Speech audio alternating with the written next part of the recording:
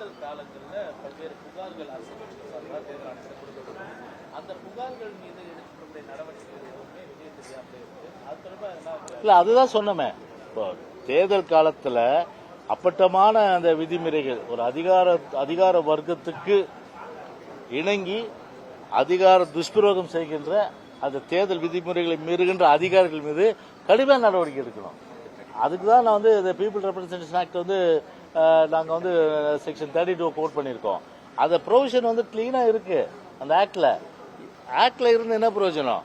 அதை இம்ப்ளிமெண்ட் பண்ணாதானே வந்து ஒவ்வொரு மாவட்டத்திலையும் இந்த ஆக்ட் படி தண்டிச்சாலே நேச்சராகவே என்ன பண்ணுவாங்க, இயற்கையாகவே எல்லா அதிகாரம் உஷாராயிடுவாங்க.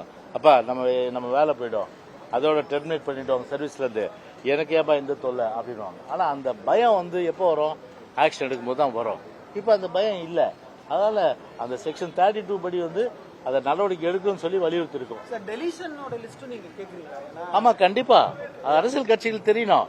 அதை வெளிப்படைத்தன்மை இருக்கணும். வெளிப்படைத்தன்மை இல்லைன்னா எப்படி வந்து அது வந்து யார் பேரை யார் நிக்கிறாங்கன்னு தெரியும்.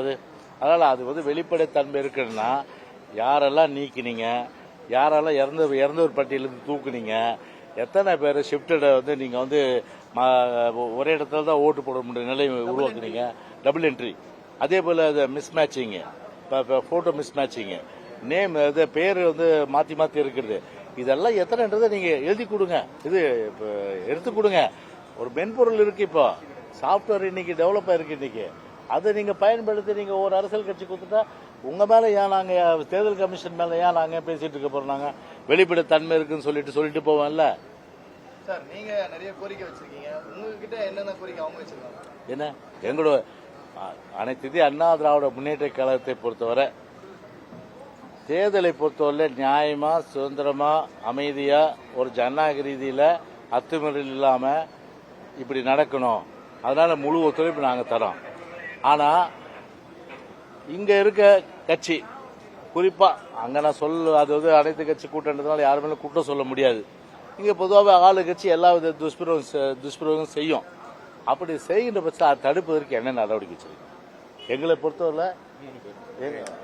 பொறுத்தவரை பாத்தீங்கன்னா இது பாருங்க, இது வந்து அதாவது கோவன்குளம் தானே. ஆமா, இது பாருங்க, ராதாபுரம் தொகுதியில நம்ம இன்பதுரை சட்டமன்ற உறுப்பினர் அந்த தொகுதியில ஒரே இது நபருடைய அந்த பெயர் போட்டோ மூணு இடத்துல வந்து வந்திருக்கு. 3 இடத்துல ஒரு ஓட்டு போட்டிருக்காரு. 3 இடத்துலயும் இது எப்படி வந்து ஒரு ஜனநாயக ரீதியில ஒரு நேர்மையான முறையில் வந்து தேர்தல் நடந்து சொல்ல முடியும்?